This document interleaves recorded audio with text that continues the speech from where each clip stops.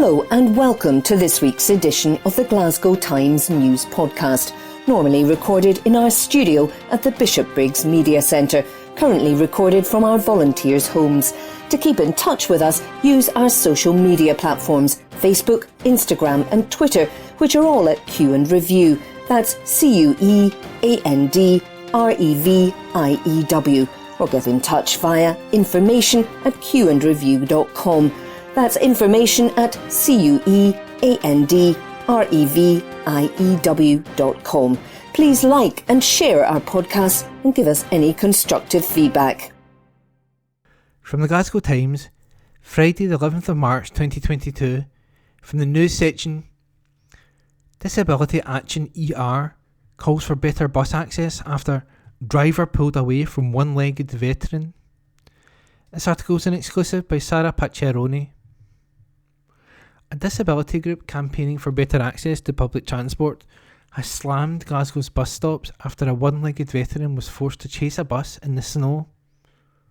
Savio de Souza, Vice Chair of Disability Action East Renfrewshire, recently witnessed the episode and is now calling for better information at bus stops for people with accessibility issues.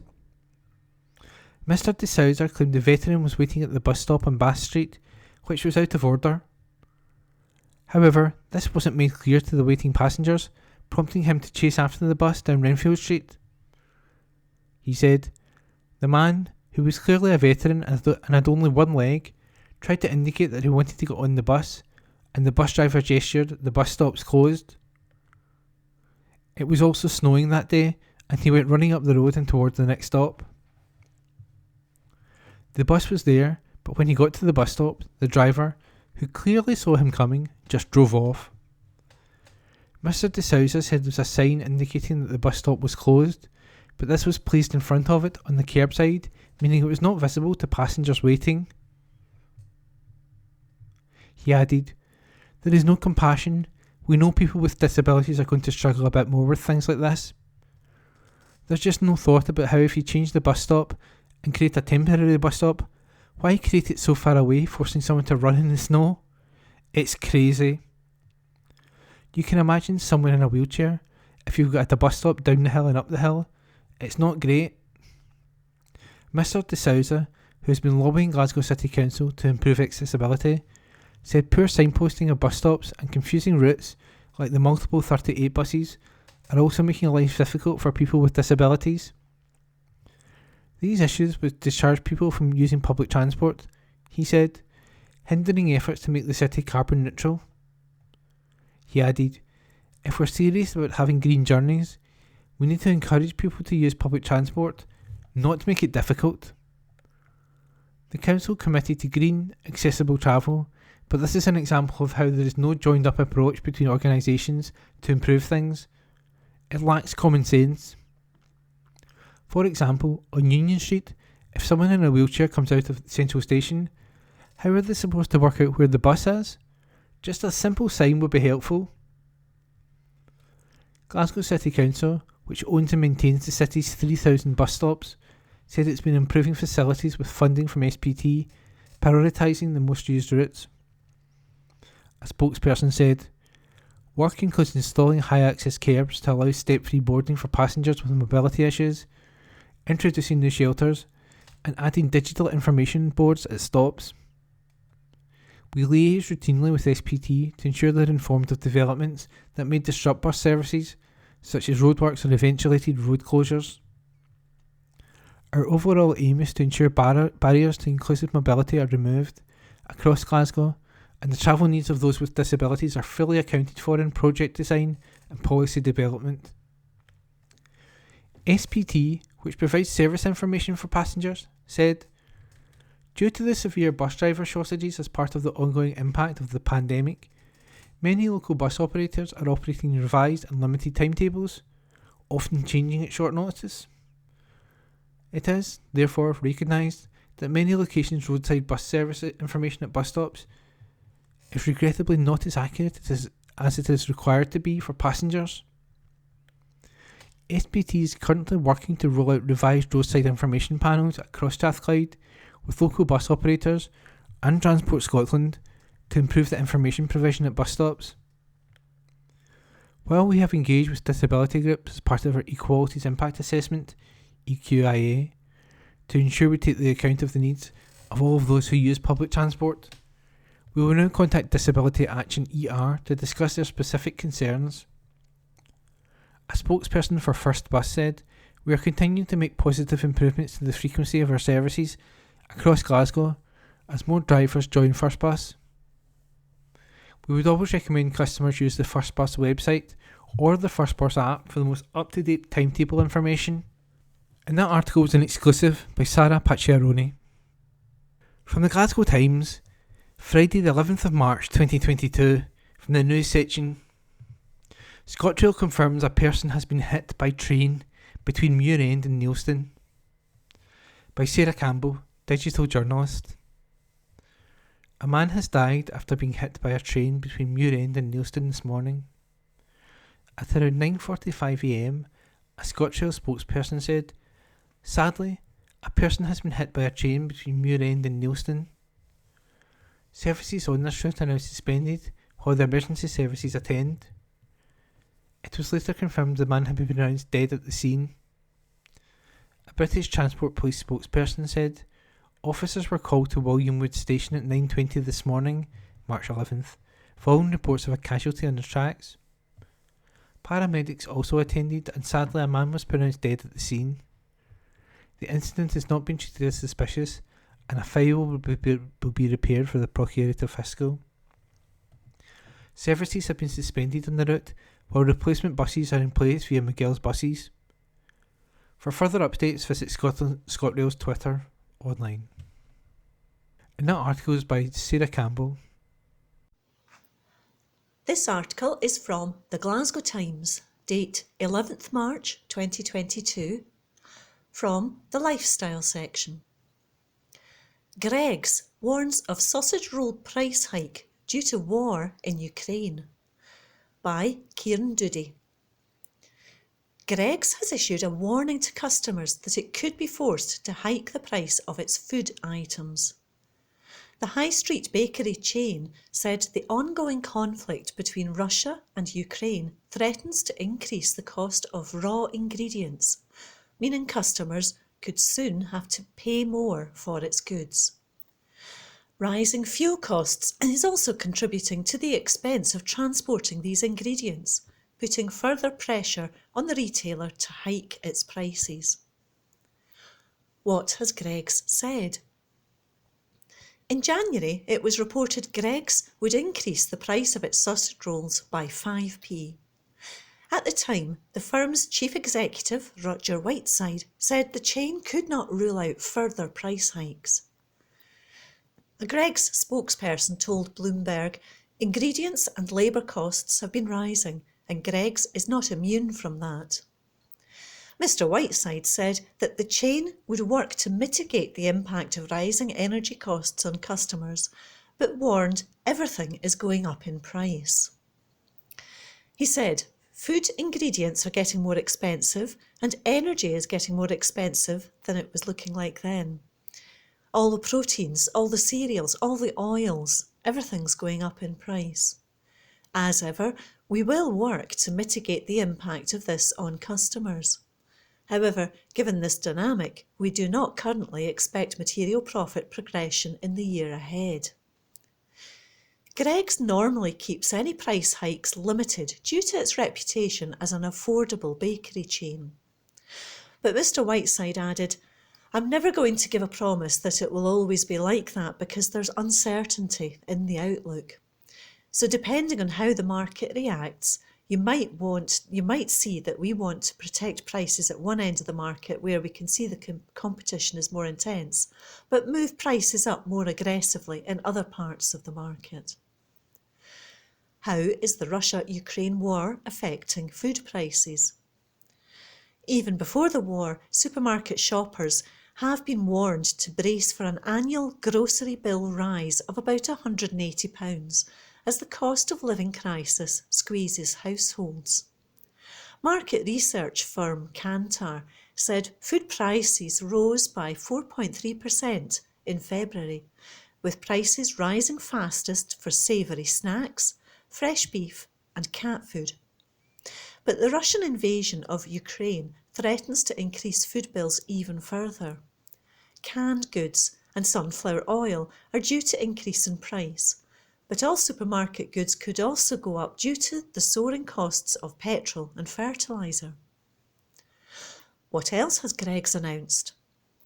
At the beginning of the year, Greggs announced plans to open 150 new branches despite losses in response to the supply chain crisis. The food giant said stores had a strong performance in October, with sales in the 12 months of 2021 hitting £1.23 billion. Mr Whiteside said, "While conditions in the first few months of 2022 are likely to remain challenging, we are confident that we are well placed to make progress and the many attractive opportunities that lie ahead." That article was by Kieran Doody.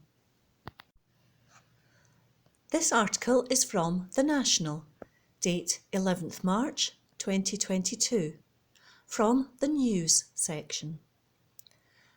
Nicola Sturgeon addresses COVID concerns as cases reach highest level since January, by Gregor Young. Nicola Sturgeon has issued a reminder to Scots as the country recorded the highest COVID case numbers and hospitalisations it has seen since January. The First Minister spoke after some 14,387 COVID cases were recorded on Thursday, while 1,636 people were in hospital with confirmed COVID, up 127 on the day before. That figure was higher than the Omicron peak of 1,571, which was recorded in January this year, with more patients in hospital than at any time since February 8, 2021, when the total was 1,672. In January 2021, hospital numbers peaked at 2,053. Meanwhile, the latest figures showed Scotland recorded another 41 coronavirus-linked deaths, more than double the total of 18 from the previous day. Sturgeon took to Twitter in response to the numbers. "Life is much more normal again, thankfully," she wrote. "But this is a reminder that COVID hasn't gone away. Vaccines are protecting most of us from the worst impacts of this virus, but many still do end up in hospital." She added, "Please continue to take sensible precautions like wearing a mask."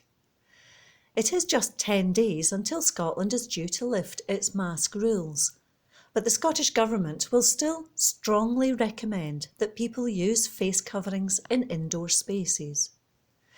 Speaking when the announcement was made in February, the First Minister also made clear the Scottish Government would continue to ask those who test positive for COVID to isolate for the recommended period. That article was by Gregor Young. This article is from the Glasgow Times, date 11th March 2022, from the opinion section. Returning to a Glasgow gig, this was a moment, by Adam Miller. You know those gigs where you walk in a casual fan and walk out as a diehard? I went to one of those on March 2nd, 2020. I'd spent the days leading up to the Big Thief's gig familiarising myself with their back catalogue, having had the band recommended to me by a friend with an extra ticket. After a few days of cramming on Spotify, other artist scamming, misinformation spreading streaming services are available, I entered Glasgow's Old Fruit Market looking forward to a solid 7.5 out of 10 show. 7 songs in, it happened.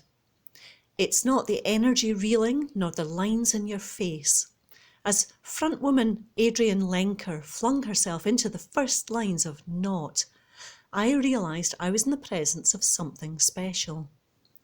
I'd rarely witnessed that level of passion and intensity on stage. It was hard to tell whether she was feeding off the audience or lost in her own world and completely unaware of them. By the time she reached her tumultuous guitar solo, I was a convert. I've been to hundreds upon hundreds of gigs, and every now and then you're lucky to be part of a moment. This was a moment. As a society, we were in the last days of that "this feels increasingly concerning and hard to ignore, but will probably be fine" stage. 7 days later, I went to see Steve Martin and Martin Short's comedy show at the Hydro, and the mood had already darkened significantly. The performers joked about bumping elbows instead of shaking hands, while the audience sat elbow to elbow wondering, is this still okay? 3 days later, I walked into the office, informed my editor that this immunocompromised liability would have to start working from home, elbow bumped my colleagues, and uttered the first of approximately 3,000, well, this is all over promises. At that point, I assumed all over would be within a few weeks, and the idea that I would go 2 years without experiencing live music would have been inconceivable. I've spent most of that time indoors, having both the advantage of a job that allowed me to work from my living room and the disadvantage of an immune system that required me to. As normality became a distant memory, my comfort food was old concert clips on YouTube. That and actual comfort food, but that's for another column. I kept coming back to Big Thief's Not. Snippets filmed on phones, talk show performances. The song never lost its potency, but my attempts to relive that feeling from the old fruit market were in vain. In January 2020, Rolling Stone spoke of the profound connection Lenker and Big Thief have fostered with their fan base, adding, Lenker was given a much-needed reminder when she witnessed audiences crying and holding each other while singing aloud to every word of her songs. It's hard to capture that on YouTube. In much the same way as working from home left me looking back with fondness on minor office inconveniences such as canteen small talk and awkward urinal roll-on Friday haha grunts, I would now happily put up with everything that used to bother me about gigs. Spending 2 hours waiting for my favourite song, saying, they'll probably play it in the encore, only for the encore to consist of one new song. Glasgow uni accents chatting all the way through the set. Always been stuck behind the tallest man in the venue, regardless of where I stand. I'd have put up with it all and thanked you for it. Gigs have long since returned, but being in the clinically extremely vulnerable group means returning to gigs isn't so straightforward. I'd turned down a few recently, but as tickets for these gigs purchased in 2019, 2020 and 2021 started arriving, I had to weigh up whether it was time to get back into a crowd. After speaking to an immunocompromised friend, I decided to go for it. With a January booster topping up the 3 vaccines I received last year, I figured this was the time to tentatively ease my way back in, which was how I found myself, all after 2 years after Big Thief at the Old Fruit Market, following that up with Big Thief at the Barrowland. Given how much has changed during that time, it was comforting to find the greatest venue on earth completely untouched. Still the same iconic name in lights. Still the same warm cans in plastic cups. Still the same poster informing us of an upcoming Echo and the Bunnymen gig that's been upcoming since Britpop. We stood near the back of the room with our masks on, and as the band kicked off with Promise as a Pendulum, I felt part of a communal excitement that I haven't experienced since March 2020. Finally, 15 songs in, came the moment of catharsis that I'd been waiting for. Not was as life-affirming as I'd hoped it would be. Lenker's voice as soulful, her guitar as fervent. It was immediate and all-consuming, not just a clip or a memory. This was a moment. That article was by Adam Miller. Glasgow Times News on Monday the 14th of March. Nicola Sturgeon to update on COVID restrictions as expert issues warning. An article written by Jack Aitchison, live editor The Herald. Nicola Sturgeon will update MSPs on Tuesday on the remaining coronavirus restrictions in Scotland. The restrictions, including the requirement to wear face masks, are currently due to end on March the 21st. The Chief Medical Officer has said ministers will make a decision on whether to go ahead with lifting the face mask requirement shortly. Professor Sir Gregor Smith added ministers will be advised to take a cautious approach to lifting the remaining restrictions. Speaking to the BBC's Good Morning Scotland programme, Sir Gregor said he's keeping a close eye on rising infection levels and hospital cases. However, he said there's some early evidence that hospital admission rates are beginning to top out. He said data shows some older people are beginning to adapt their behaviour by reducing their contact slightly, while the use of face masks is also up. Asked what advice he would give to ministers, he said, "I think that a cautious approach at this point in time is probably the right approach, and we're already seeing the public adopting these additional protections." In the first week of March, an estimated 1 in every 18 Scots had COVID-19, data from the Office for National Statistics showed. Sir Gregor said, "We've been keeping a close eye on these for the last 3 weeks, and clearly when you see cases begin to increase like this, it does give you a little bit of concern." Hospital occupancy began to rise around February the 14th, he said. "We're seeing more older population becoming impacted on this occasion, and that's leading to some longer lengths of stay, which is driving occupancy up as well." Sir Gregor said there were some hopeful signs the hospital admission rate has begun to top out just a little bit over the course of the latter end of last week.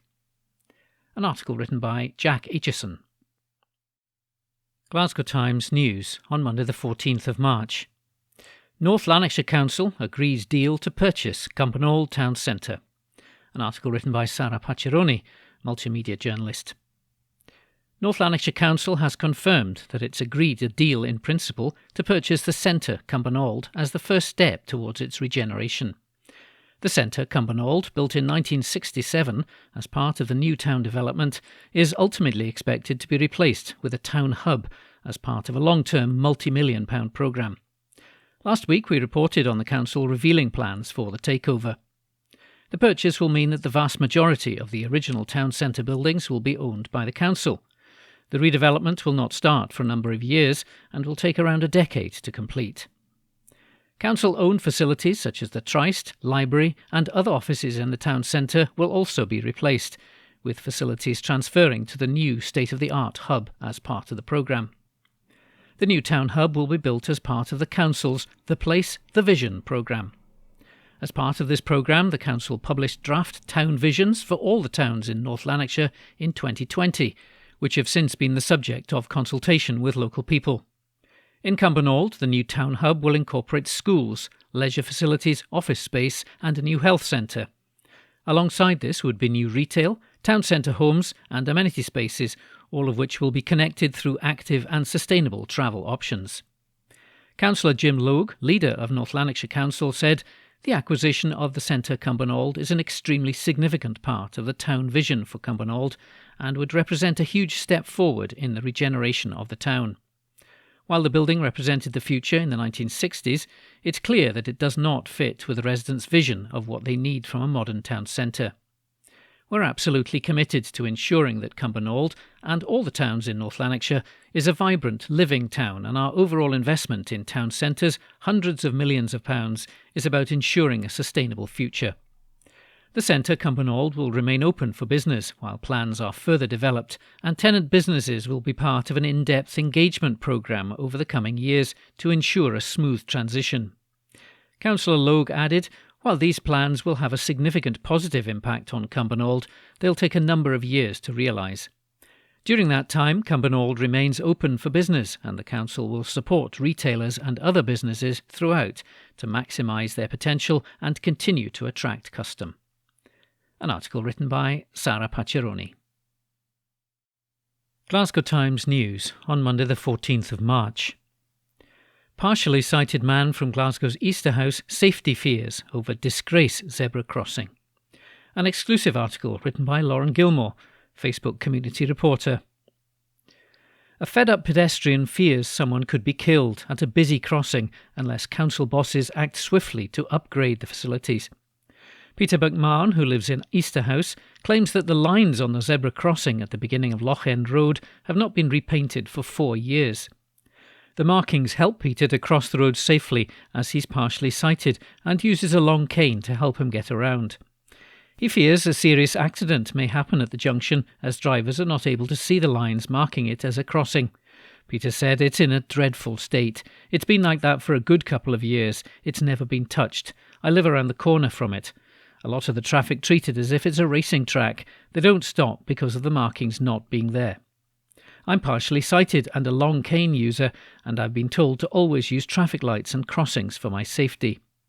I hope the council try to help the elderly, disabled and children, because this is not safe. I fear someone could be killed or have a serious accident. John White, a Conservative candidate at the upcoming local elections in the Glasgow North East ward, claims he's contacted the council on 2 occasions to have the issue rectified. He said, "I'm worried someone would maybe be killed or have a serious traffic accident.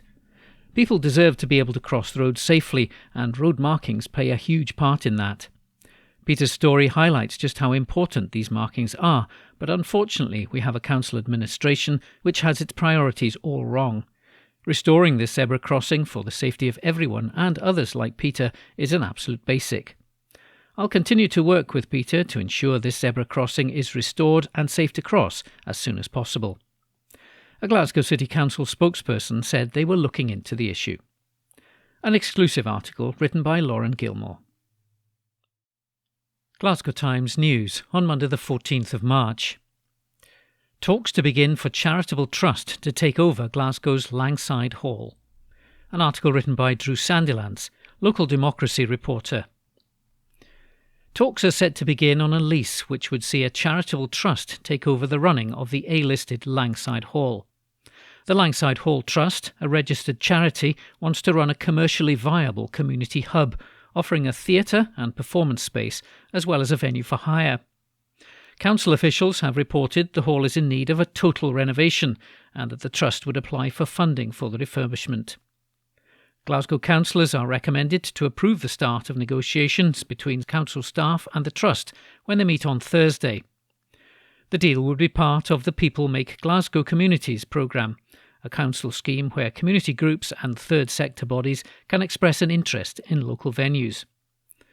Langside Hall was originally built in 1847 by the National Bank of Scotland and was moved brick by brick to its current location on Langside Avenue in 1903.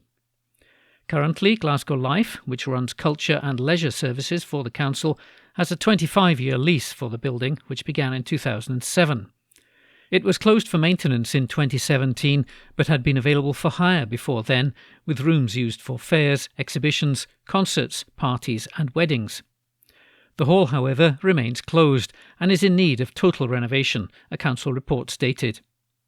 Set up in 2013, the Langside Hall Trust, made up of more than 400 local people, has developed partnerships with Southside-based organisations such as Southside Fringe, Glad Cafe and South Glasgow Heritage and Environmental Trust.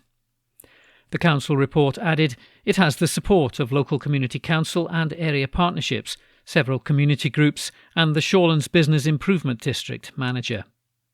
The Trust intends to operate and manage a commercially viable community space, supported by income-generating and commercial activities. It's understood the hall would have 3 streams of activity: a social programme with cultural and well-being activities, a venue for theatre and other performance events, and a traditional role as a space for hire by the community, including for weddings. The Langside Hall Trust intends to apply for funding to refurbish the hall from a number of sources, including the Lottery Heritage Fund, the UK and Scottish governments, and Glasgow City Council, the report added. Trust members have developed a business plan and a design for the hall's renovation, which the council believes is a comprehensive proposal for the use of a local heritage building that is currently not being utilised. A feasibility study was set up by the Trust in October 2020, with Glasgow-based Hoskin Architects appointed to lead a team of consultants, including culture and heritage-focused Jura consultants. Design options and a questionnaire were then shared with the public in February last year. Speaking at a council meeting in late 2020, Kevin Kane, chair of the trust, said, "It'll be a venue for theatre, for film, for dance and music. We're in a very fortunate position of having a very active local market that isn't well served for that." An article written by Drew Sandilands. Glasgow Times News on Monday the 14th of March. Thousands of NHS staff in Scotland off work for months with COVID. An exclusive article written by Caroline Wilson, senior reporter. Thousands of NHS staff in Scotland have been absent from work for 2 months or more due to COVID, figures show, as the government pledged to maintain a full pay arrangement. NHS Greater Glasgow and Clyde, which employs 38,000 staff, said 1,106 of them had experienced one episode of sickness longer than 8 weeks over the course of the pandemic. In March 2020, the Scottish Government advised that employees forced to take time off due to COVID would be recorded under special leave and receive full pay. A government spokesman said it has no plans to change the current provision. Agency nurses are not covered by the arrangements. It comes amid warnings that waning immunity amongst older people may be contributing to a sharp rise in COVID hospital admissions. 1 in 18 people in private households in Scotland are estimated to have had the virus in the week to March the 5th, or that's 299,900 people. NHS Lanarkshire said it was facing ongoing and significant staffing challenges due to COVID absences. At least 2,831 NHS staff have been off work for more than 2 months across Scotland, according to figures obtained by the Herald through Freedom of Information laws. NHS Grampian said 731 staff had been recorded as having a COVID-related absence lasting for more than 2 months, while the figure was 191 in NHS Lothian. NHS Fife would not disclose how many staff had been absent for longer than 2 months. The board said a total of 374 employees had been absent for COVID-19 related reasons. Lanarkshire said 32 staff were recorded as absent for 2 months or more as of the 31st of January, but did not provide a total figure. MPs have called on the UK government to recognise long COVID as an occupational disease, saying the move would help standardise support and care for those affected and improve data collection on the problem across the country. NHS staff in Scotland who are absent with other illnesses, including cancer, are entitled to between 1 month and a maximum of 6 months full pay. Dr Patricia Moultrie, Deputy Chair of the British Medical Association in Scotland, said COVID was a new virus with unknown side effects, and as such, long COVID was a special case. She added, "We'd expect GPs and practice staff to be covered similarly." A Unison spokesman said there was recognition that at some point the government would review the pay arrangements for COVID. He said, "Unison recognises that COVID was a unique, fast-moving and complex situation, and so we welcome the Scottish Government's commitment to generosity in the application of paid leave for staff who most probably caught COVID in the course of their work for the NHS. We recognise that as we've learned more about this virus, as it appears to have become less deadly and measures such as the vaccine programme have been rolled out, the government may now want to review the pay arrangements. We'd hope that in doing so they continue to acknowledge the hard work of staff and the fact that we still have a lot to learn about COVID and particularly how people recover from long COVID." In Esher and Arran, 175 employees have had sustained periods of leave after becoming infected with the virus, with 155 staff affected in Tayside. NHS Dumfries and Galloway said 324 employees were off for 60 days or more up until the end of January. NHS Forth Valley recorded 85 staff as having been absent for 2 months or more, with 5 in NHS Highland, 18 in the Borders and 5 in the Western Isles. Shetland said no staff had been off work for more than 2 months with COVID. The Royal College of Nurses has expressed concern that many agency workers providing services to the NHS were only receiving statutory sick pay for COVID sickness. Colin Pullman, RCN Scotland's interim director, said, "We would like to see employment agencies ensuring that agency workers don't suffer any financial detriment if they're unable to work shifts because of COVID." There's also been concern that care workers were being forced to take holiday because employers were only offering statutory pay when ill with COVID or self-isolating. This contravenes government policy that they should be paid in full to limit infection spread. Analysis by the TUC found the UK has the least generous statutory sick pay in Europe, worth just £96.35 per week, and it's only available to employees earning £120 per week or more, meaning 2 million workers, mostly women, do not qualify. TUC General Secretary Francis O'Grady said, "COVID has shown us just how important sick pay is for individual workers, for vital services and for the whole economy. But there are still 2 million low-paid workers who are excluded from statutory sick pay, while those who qualify only get a pittance that's impossible to live on. The UK government must make sure every worker can get statutory sick pay, paid from the first day of the illness, and increase its value to at least as much as the real living wage."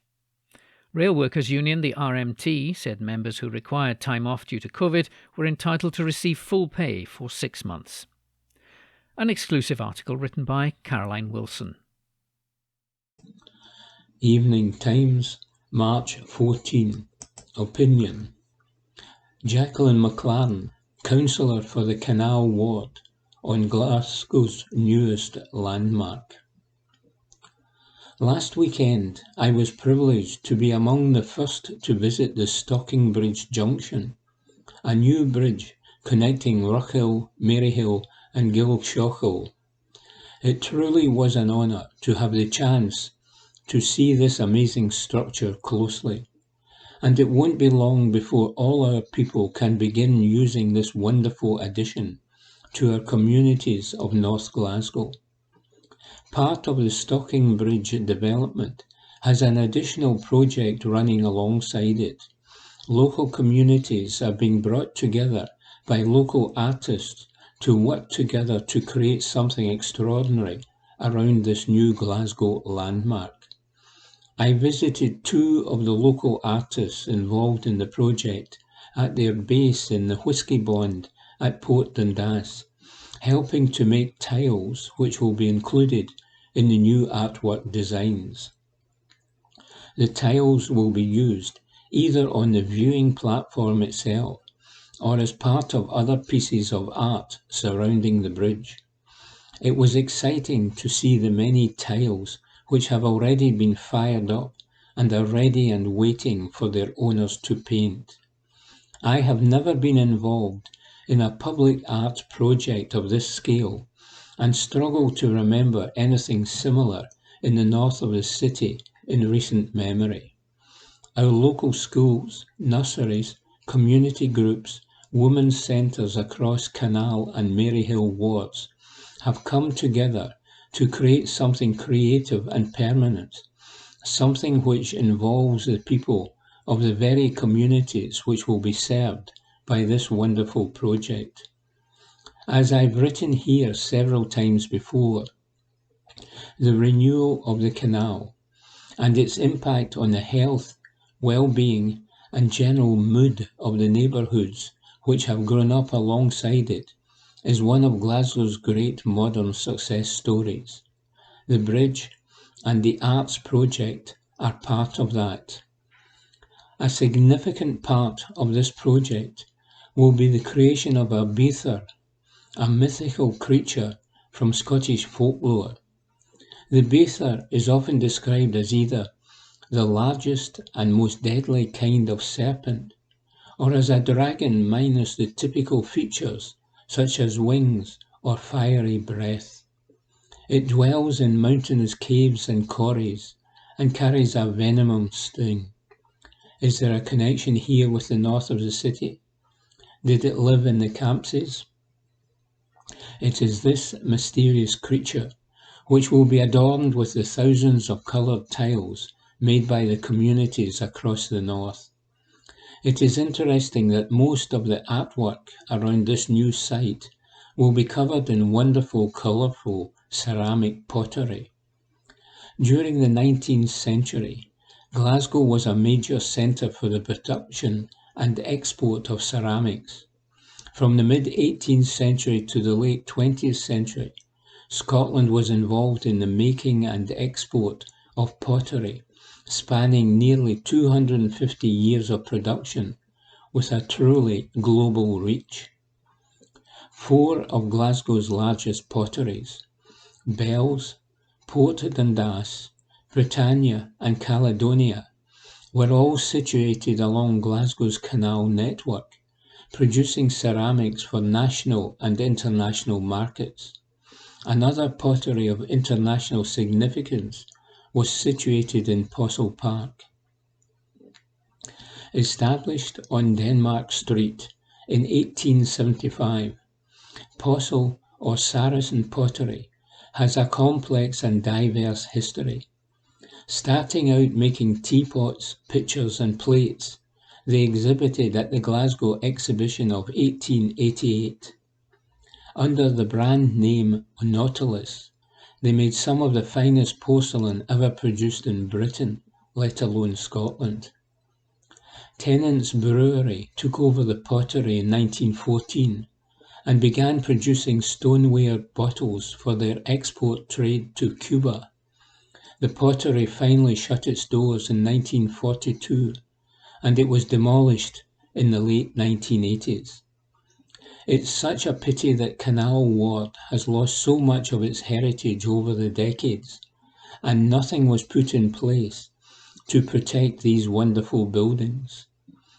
One of the artists on this project has very interesting plans to create a Scottish pottery museum beside the Forth and Clyde Canal. The creation of a Scottish pottery museum would be a first and create a space for local and international artists to thrive and to collaborate on future projects for exhibitions, creating as well a space for ceramic learning. Canal Ward will be going full circle now, with pottery and ceramics making a comeback in the north, back to its original home along the banks of the canal. This is a great community full of vibrancy, community spirit, history, and a real can-do attitude. I am so proud to represent it, says Jacqueline McLaren, councillor for the Canal Ward. From the Glasgow Times of Tuesday, the 15th of March 2022, from the opinion section. Lockdown has sent me into goblin mode, by Katrina Stewart. For a brief spell around 2014, I tried in vain to reclaim the word slut. Not the perverted, twisted Americanization of the word, not the version used to penalise women for taking pleasure in their own bodies. There was a global movement trying to do that, the slut walks. No, the purest, original sense of the word, an untidy, slovenly woman. This is the word the columnist Catherine Whitehorn used in a seminal 1963 column to defend women who change their stockings in taxis or have cups in the study and boots in the kitchen.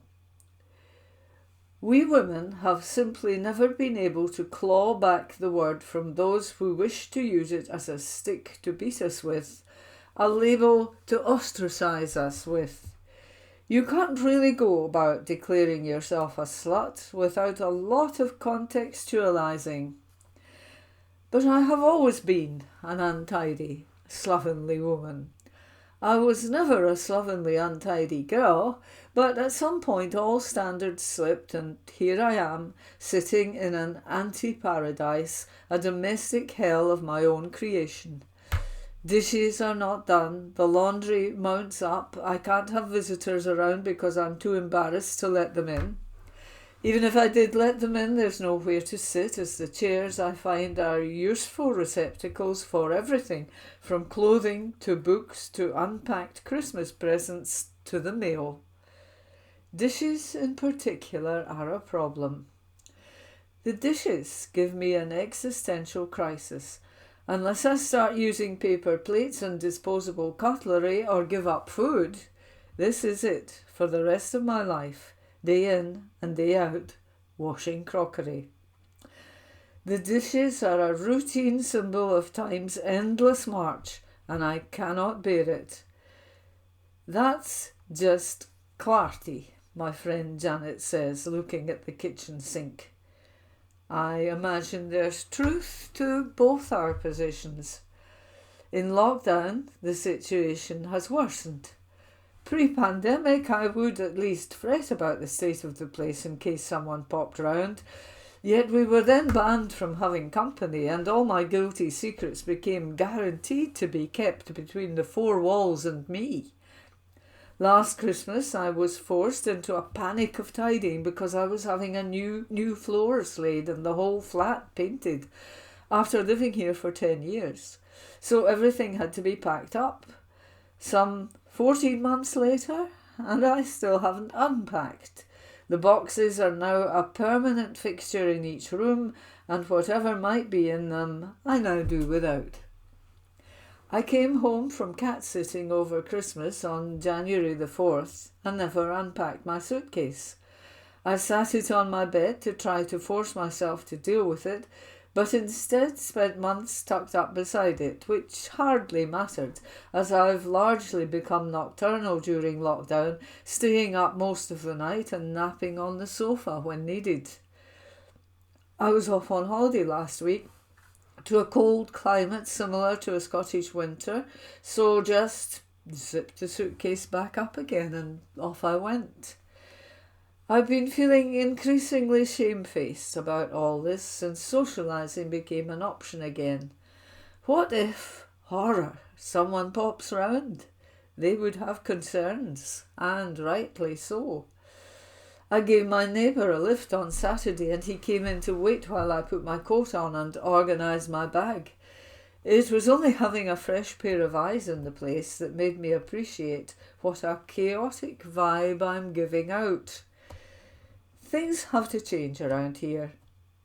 Except this morning I read a piece in a respectable newspaper that gives my uncouth lifestyle habit a name: goblin mode. Attractive, I know. Apparently, during the initial phases of lockdown, people cleaved to cottagecore, making sourdough bread and learning to darn, sew and knit. They carried out home improvements and became the sort of citizens of whom Kirsty Allsop would be proud. Then the pivot. Some of us gave up. We started going to Zoom calls in our pyjamas and eating straight from the fridge with our hands. We didn't bother to dress to go outside, and we were blowed if we were doing online exercise classes. One person, quoted on their life in goblin mode, says they enjoy the mischief and feeling like they might jump on the back of a salamander and make trouble. I don't think I'd fit on the back of a salamander, given all this lockdown weight gain, but I do appreciate the notion of mischief. One slight problem with adopting goblin mode is that the rules fail me. Inherent to the phrase, says the writer, is the idea that it can be switched on and off. It's been enjoyable sliding into a sort of feral lifestyle where the rules of organisation and cleanliness don't apply. But I might be done now. Like blended working, a mix of human and goblin living seems ideal. If someone could source the off switch for me, I'd be very grateful. It's time for this goblin to emerge into the light.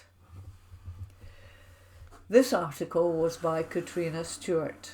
From the Glasgow Times, Tuesday the 15th of March 2022, from the news section. COVID Scotland. When is Nicola Sturgeon's update on restrictions and cases? By Emma Sabiak. Nicola Sturgeon will provide an update on coronavirus restrictions in Scotland after COVID-19 hospital occupancy soared to a 13-month high. Last month, the First Minister announced that the requirement to wear face coverings on public transport and in public places would be eased to guidance as of March the 21st. However, the change to restrictions was provisional on there being, quotes, no significant adverse developments in the course of the virus, close quotes. In the first week of March, an estimated 1 in every 18 Scots had COVID-19, according to data from the Office for National Statistics. Speaking to BBC's Good Morning Scotland on Monday, Scotland's Chief Medical Officer, Sir Gregor Smith, said that a cautious approach to lifting restrictions would be recommended to ministers. He added that there is some early evidence that the hospital admission rate is beginning to top out. When will Nicola Sturgeon's next COVID update take place, and what will she say? The First Minister will address MSPs in Holyrood at 2:20 p.m. on Tuesday, March the 15th. She previously announced Scotland's legal COVID restrictions could lift by March the 21st. This would mean an end to legal requirements to wear face coverings, as well as easing on the requirement for businesses to log customer details for track and trace purposes. With the UK government scaling back free testing from the 1st of April, Ms Sturgeon could also provide an update on the scheme in this update. The Scottish Tories urged the First Minister to stick to the original timescale despite the increasing case numbers. The First Minister must not use the rise in infection rates as an excuse to kick the can further down the road. The last remaining COVID restrictions must end as planned next Monday, said Dr Sandesh Gulayan, the party's health spokesman. Of course, we must all remain vigilant and use common sense, because COVID has not gone away. But the First Minister accepted last month that we will have to learn to live with it. Scottish Labour's deputy leader urged the Scottish Government to continue to support Test and Protect. The continuing progress towards some form of normality is to be welcomed after Scotland being under restrictions for so long, Ms Bailey added. But while this progress is welcome, it is clear that we are not out of the woods yet. How many people are testing positive for COVID-19 in Scotland? Since the announcement on provisional plans to ease restrictions on February the 22nd, daily case numbers have more than doubled from 6,427 to 13,220 on Friday. However, figures rose rapidly after official figures began including reinfections from 1st of March. In the same period, the number of people in hospital with the virus rose from 1,060 to 1,663 during the same period. On Monday, 1,805 people were in hospital with recently confirmed COVID-19. However, the latest cases were not released due to a technical issue with Public Health Scotland. Sir Gregor Smith said, "I think that a cautious approach at this point in time is probably the right approach, and we're already seeing the public adopting those additional protections," he said. How can I watch Nicola Sturgeon's COVID briefing? The COVID update will be streamed on the Scottish Government's social media channels. It can also be watched on their official TV website, and we'll bring you all the updates on our website. This article was by Emma Sabriak. From the Glasgow Times of Tuesday, the 15th of March 2022, from the opinion section, Jacqueline McLaren, North Glasgow's newest landmark. Last weekend I was privileged to be amongst the first to visit the Stockingbridge Junction, a new bridge connecting Ruckhill, Maryhill and Gilslohill. It truly was an honour to have the chance to see this amazing structure closely. And it won't be long before all our people can begin using this wonderful addition to our communities of North Glasgow. Part of the Stockingbridge development has an additional project running alongside it. Local communities are being brought together by local artists to work together to create something extraordinary around this new Glasgow landmark. I visited two of the local artists involved in the project at their base in the Whisky Bond at Port Dundas, helping to make tiles which will be included in the new artwork designs. The tiles will be used either on the viewing platform itself or as part of other pieces of art surrounding the bridge. It was exciting to see the many tiles which have already been fired up and are ready and waiting for their owners to paint. I've never been involved in a public art project of this scale and struggle to remember anything similar in the north of the city in recent memory. Our local schools, nurseries, community groups, women's centres across Canal and Maryhill wards have come together to create something creative and permanent, something which involves the people of the very communities which will be served by this wonderful project. As I've written here several times before, the renewal of the canal and its impact on the health, well-being and general mood of the neighbourhoods which have grown up alongside it is one of Glasgow's great modern success stories. The bridge and the arts project are part of that. A significant part of this project will be the creation of a Bithir, a mythical creature from Scottish folklore. The Bithir is often described as either, quotes, the largest and most deadly kind of serpent, end of quotation, or as a dragon minus the typical features such as wings or fiery breath. It dwells in mountainous caves and corries and carries a venomous sting. Is there a connection here with the north of the city? Did it live in the Campsies? It's this mysterious creature which will be adorned with the thousands of coloured tiles made by the communities across the north. It's interesting that most of the artwork around this new site will be covered in wonderful, colourful ceramic pottery. During the 19th century, Glasgow was a major centre for the production and export of ceramics. From the mid-18th century to the late 20th century, Scotland was involved in the making and export of pottery, spanning nearly 250 years of production with a truly global reach. 4 of Glasgow's largest potteries, Bells, Port Dundas, Britannia and Caledonia, were all situated along Glasgow's canal network, producing ceramics for national and international markets. Another pottery of international significance was situated in Postle Park. Established on Denmark Street in 1875, Postle, or Saracen pottery, has a complex and diverse history. Starting out making teapots, pitchers and plates, they exhibited at the Glasgow Exhibition of 1888. Under the brand name Nautilus, they made some of the finest porcelain ever produced in Britain, let alone Scotland. Tennant's Brewery took over the pottery in 1914 and began producing stoneware bottles for their export trade to Cuba. The pottery finally shut its doors in 1942 and it was demolished in the late 1980s. It's such a pity that Canal Ward has lost so much of its heritage over the decades and nothing was put in place to protect these wonderful buildings. One of the artists on this project has very interesting plans to create a Scottish pottery museum beside the Forth and Clyde Canal.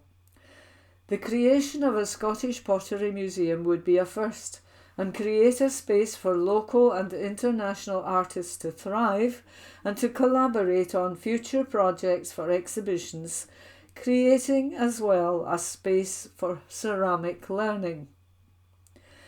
Canal Ward will be going full circle now with pottery and ceramics making a comeback in the north, back to its original home along the banks of the canal. This is a great community, full of vibrancy, community spirit, history and a real can-do attitude. I'm so proud to represent it. If you want to know more about these wonderful plans, please contact Jacqueline, capital Jacqueline,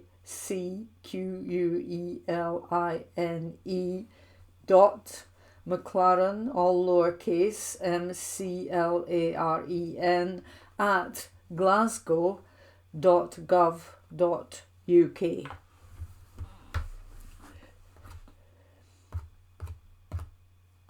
This article was by Jacqueline McLaren, councillor for the Canal Ward. From the Glasgow Times, Tuesday the 15th of March 2022, from the news section. The areas with highest and lowest COVID death rates in Glasgow since pandemic started, by Stuart Patterson. The most deprived areas in Glasgow have experienced more COVID deaths since the pandemic began than the least deprived areas. The Glasgow Times has analysed official statistics showing the COVID death rate is in the city and areas of multiple deprivation. Using the Scottish Parliament Information Centre, SPICE, data on deaths and deprivation statistics for almost 2 years, between March 2020 at the start of the pandemic and January the 31st this year, we found the stark divide between the most deprived and the least deprived areas. For the first time today, we reveal the local communities with the highest and lowest COVID death rates. Statistics for more than 100 areas across the city show that those with the highest COVID death rate are in the parts of the city which have more areas of multiple deprivation. While there are areas with high deprivation with lower death rates and areas with low deprivation and higher rates, the overall picture is the most deprived areas have suffered the most deaths. The 10 areas with the highest rates for deaths since the pandemic began in March are mostly in the north and east of the city, and the areas with the lowest are mainly in the west and south. The highest rate of COVID deaths in Glasgow between March 2020 and January the 31st of this year was in Drumchapel South, where the rate per 100,000 population was 962. There were 48 deaths in the area. Each area is split into smaller neighbourhoods or data zones. There are 3 data zones in Drumchapel South, and all are in the 20% most deprived areas in Scotland. In Ibrox East and Cessnock, there is a rate of 834 deaths per 100,000 population and 28 deaths. The area has 4 data zones, and 2 of them are in the 20% most deprived in the country. The third highest, Possil Park, had 762 deaths per 100,000 and 48 deaths. It is home to 7 data zones, and 5 are in the 20% most deprived in Scotland. There is a cluster in the east of the city with COVID deaths rates far higher than the Scottish average. Carntine, Central Easterhouse and Parkhead West are all in the lists of the 10 highest and among the most deprived in the country. Carntine has 3 out of 4 data zones in the 20% most deprived. Central Easterhouse has 5 out of 5 areas in the 20% most deprived, while Parkhead West and Barrowfield also has 100% of its 7 data zones in the 20% most deprived. Peter Kelly, Director of Poverty Alliance, said, "Inadequate levels of social security, insecure low-paid work and poor housing created conditions where people on the lowest incomes were more at risk from COVID." Health inequalities that existed before the pandemic were made worse, as these figures illustrate. It is vital that the lessons from the pandemic are learned and that we no longer tolerate levels of inequality that have put so many lives at risk. There is an urgent need to ensure work is secure and pays at least the real living wage, and that our social security system provides genuine and adequate support to all who need it. At the other end of the scale, those with the lowest rates are home to areas with fewer areas of deprivation. The lowest death rate is jointly held by Shawlands East and Finiston and Kelvinhoch, both with a rate of 28 per 100,000. Shawlands East, which had just 1 death recorded, has 0 of its 4 data zones in the 20% most deprived, while Finiston and Kelvinhoch, with 3 deaths, has just 1 of its 7 data zones, 14%, in the 20% most deprived. Anderston, where 2 of its 6 areas, 33%, are in the 20% most deprived, makes up the 3 lowest. Anderston recorded 2 deaths and a rate of 36 per 100,000 population. Other areas among the lowest COVID death rates in the city include North Kelvin with 48 per 100,000 and 2 deaths. It has 0 of its 5 data zones in the 20% most deprived. Kelvin Grove and University with 63 deaths per 100,000 and 0 out of its 7 data zones are in the 20% most deprived. The other areas making up the 10 lowest in the city are Glasgow City South, Glasgow Harbour / Partick East, Landside, Partick and Alexandra Parade. The 20 highest deaths. Drumchapel South, 24, 962 per 100,000. Ibrox East and Cessnock, 28, 834 per 100,000. Postle Park, 48, 762 per 100,000. Crookston South, 27, 744 per 100,000. Carntine, 26, 743 per 100,000. Yoker North, 21, 712 per 100,000. Milton East, 22, 691 per 100,000. Central Easterhouse, 15, 639 per 100,000. Parkhead West, 46, 615 by 100,000. Penny 32, 609 per 100,000. Greenfield, 29, 568 per 100,000. Springburn, 25, 560 per 100,000. Easterhouse East, 18, 548 per 100,000. Braidfold, 35, 524 per 100,000. Ibrox, 19, 523 per 100,000. Woodside, 18, 514 per 100,000. Cardonald South and East, 16, 499 per 100,000. Baillieston West, 17, 478 per 100,000. Kings Park, 21, 475 per 100,000. Shettleston South, 17, 445 per 100,000. The 20 lowest. Shawlands East, 1, 28 per 100,000. Finiston Kelvinhoch, 3, 28 per 100,000. Anderston, 2, 36 per 100,000. North Kelvin, 2, 48 per 100,000. City Centre South, 2, 50 per 100,000.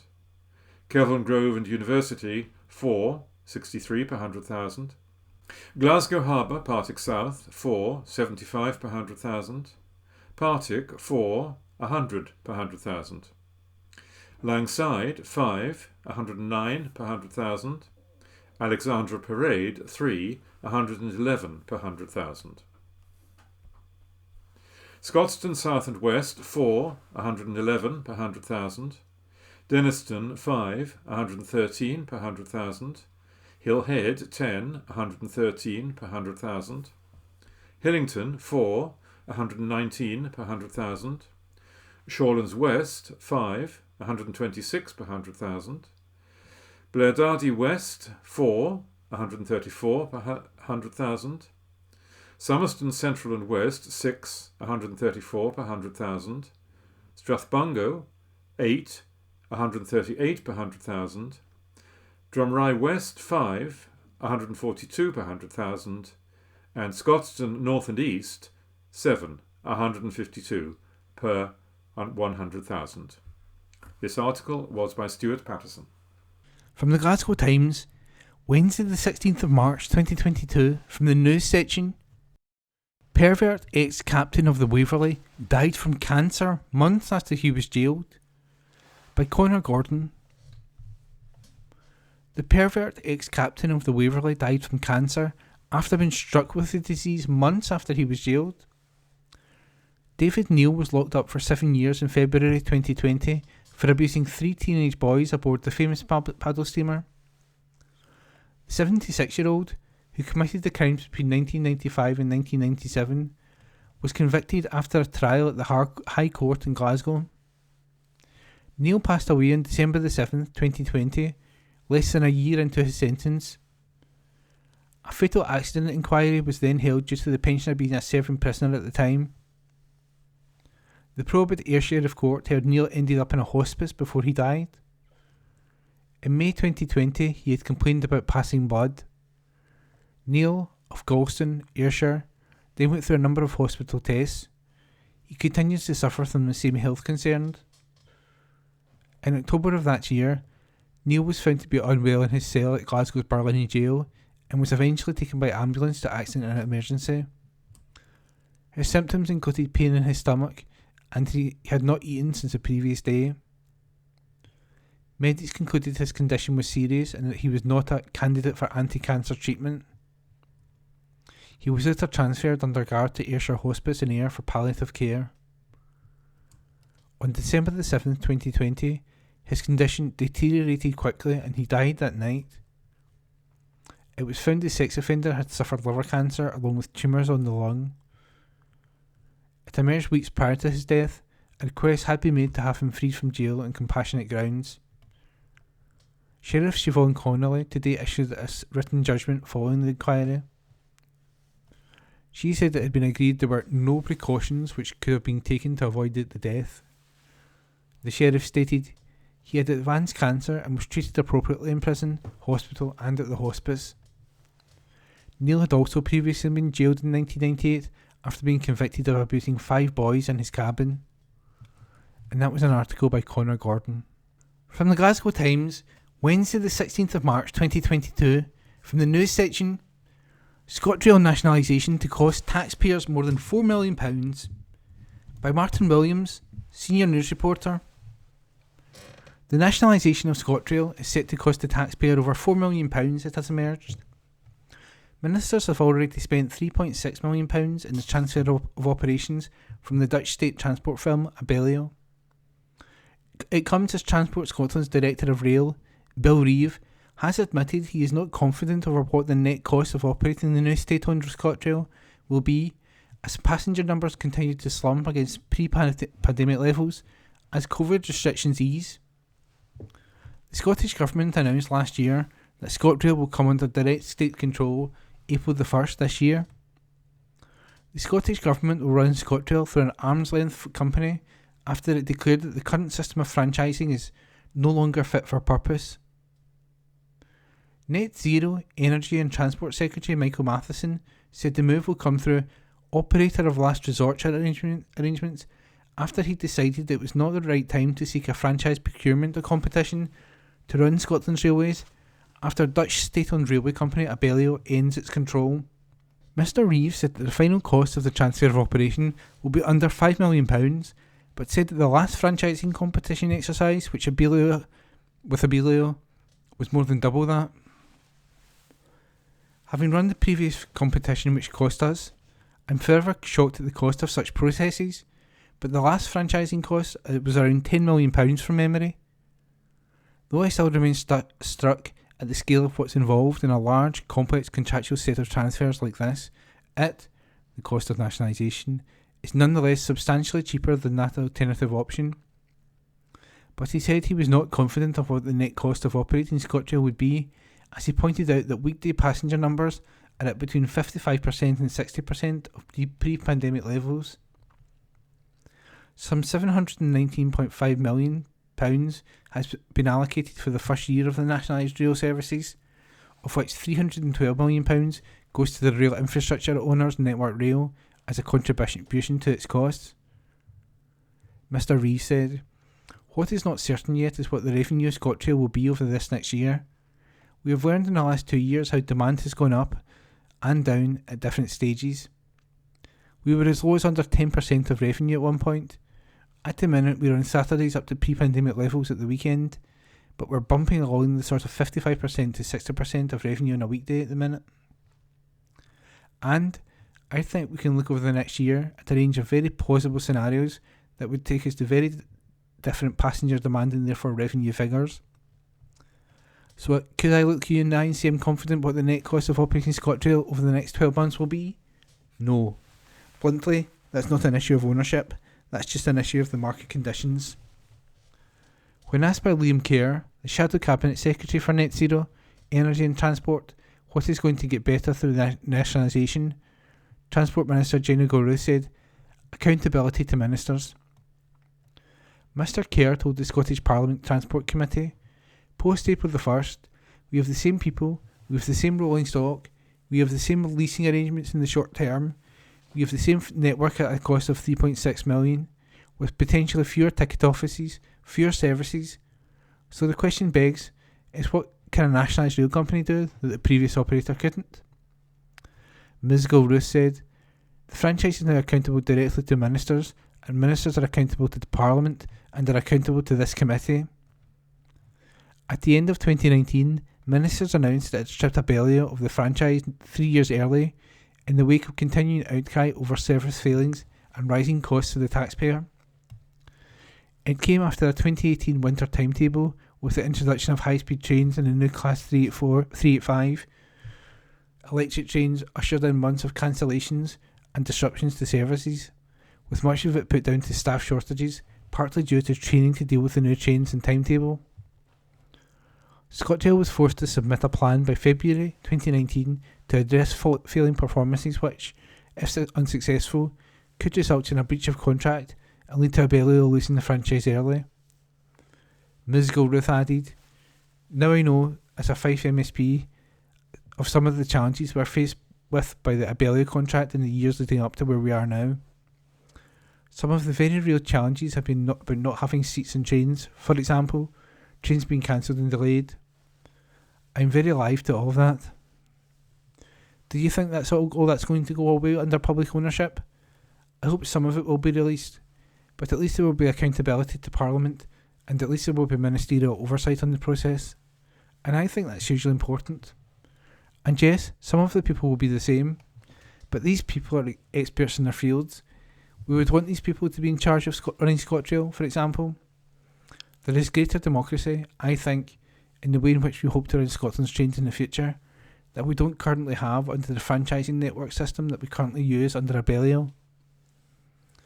A Transport Scotland spokesperson said, bringing ScotRail services under Scottish Government control on the 1st of April 2022 provides us with an opportunity to shape our vision for rail services going forward, services which are efficient, passenger focused and provide public value. The process has entailed more work than originally anticipated, but this has identified opportunities for material savings that are substantially larger than the mobilisation costs. £3.6 million remains significantly lower than the typical cost of £10 million or more required by public sector to run a franchise procurement competition, not to mention the bid costs that each bidder must incur. And that article was an exclusive by Martin Williams. From the Glasgow Times, Wednesday the 16th of March 2022, from the news section, secret Glasgow taxi driver, all in a night's work for our driver John, by our columnist the secret Glasgow taxi driver. We're all in dire need of as much good news as we can get right now, so it was magic to read a positive story about one of my fellow drivers from the weekend. His name is John Lundy, and he was out on duty on Saturday night, doing his bit to help get people home safely. We all know there's a real challenge with the amount of taxi drivers at peak times right now, not only in Glasgow by the way, but it's only right to champion the ones that are out there keeping the city ticking over. Anyway, John had a hire at the Doubletree in the city centre in the early hours, or, as many of us still like to call it, the Old Thistle. He picked up a group that had clearly had a ball in a big charity event in the hotel night, a St Patrick's Day fundraising do as it happens. Well, John was sitting there with his passengers ready to take them home when a poor wee soul wandered up to him all alone and asked, "Can you help me?" Without hesitation, and with the support of his passengers, John immediately sought to do just that. This person was not from Glasgow, was completely lost and had no money and had no battery on her phone. Not a great place to be in the small hours. She had lost her pals who were staying at the Travelodge. The name of the hotel was all that our John needed to know. John, with the permission of his patient and understanding passengers, very quickly got the individual back to her pals, even charging her phone for her on the way. And that's the only thing he charged, It goes without saying, not a penny was asked for on this occasion. So the girl was safely returned to her pals and the original passengers were taken home, and then John got on with his next hire, working on until the streets were cleared. John Lundy, thank you for representing the city and the trade with such class. I know for a fact these things happen on most nights, you just don't always hear of them. And I only heard of this tale thanks to @Glasgow_taxis on Twitter. Go on, give them a follow. So, while you may curse at the shortage of drivers at peak times, let's be grateful for the ones we do have. Stay safe. And that was a piece by The Secret Taxi Driver. From the Glasgow Times, Wednesday the 16th of March 2022, from the news section, tragedy as Port Glasgow dad Paul McMillan passes away at 41, by reporter Lorraine Tinney. Tributes have poured in following the tragic sudden death of a popular Port Glasgow man at the age of just 41.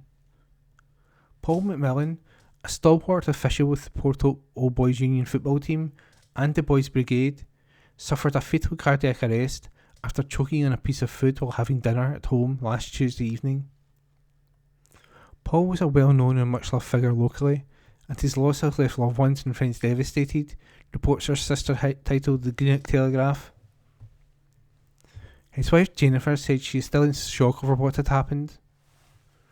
Jennifer, 40, said, "It was so sudden that it doesn't seem real. I keep thinking Paul is at work and will come back. He was eating steak for dinner and he started to choke. I was battering his back. He dropped down to the floor and he couldn't breathe. He suffered a cardiac arrest. The paramedics arrived and they spent an hour and a half working on him, doing chest compressions. They told me that even if a doctor had been standing next to him, they could not have saved him. It was so far lodged in his throat and he couldn't breathe. He was taken to hospital, but it was too late by then." Paul, who worked for WebHelp UK, had moved to Falkirk to live with Jennifer and daughter Lucy, 10, and they had been left stunned by their sudden loss. She said, "Lucy is devastated. She couldn't have had a better dad. He took her on. He was ready-made for her from the first time they met. Now I have to be strong for her." Jennifer says she has taken comfort in the overwhelming tribute and messages of condolence she has received from the community. She said, "He touched so many people's lives. His philosophy was always, be kind. I know he was a good person without even speaking to him because of his smile and his eyes. He just radiated warmth. He had such a good way with people and helped so many folk with things, big and small." Paul, a former Port Glasgow High pupil and James Watt College student, was also the former manager of the Esso in Port Glasgow and was well known in the town and the football scene. Jennifer said, "He used to tell me, I'm well known in the port, and I always knew he was well loved, but I didn't realise how well thought of. It has been mind-blowing. People he knew from years ago when he was working at McDonald's have been in touch.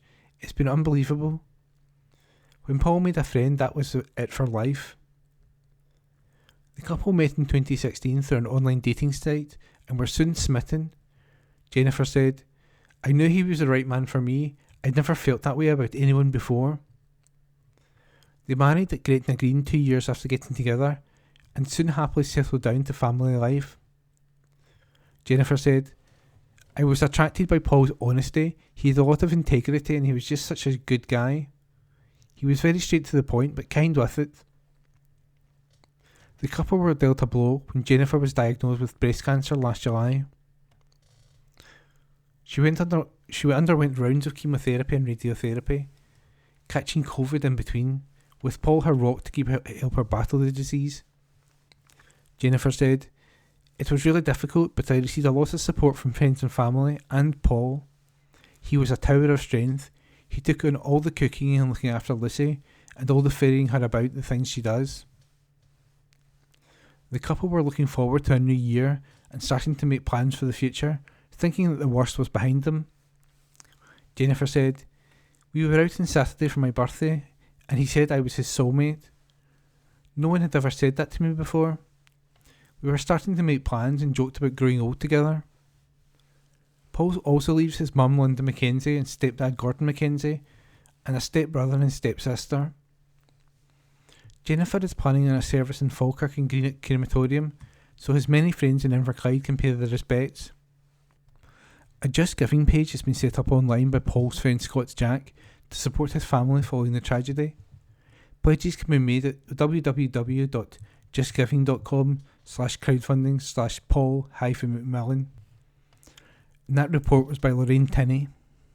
And that was this week's Glasgow Times News podcast, normally recorded in our studio at the Bishopbriggs Media Centre, currently recorded from our volunteers' homes with the publisher's kind permission. Thanks for listening.